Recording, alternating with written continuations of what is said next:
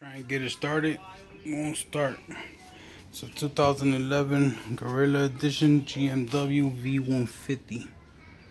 Was writing, turned, made a sound, turned off, can't get it started. Took everything apart.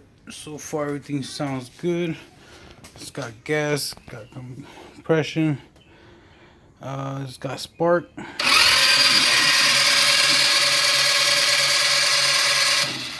That's all I get.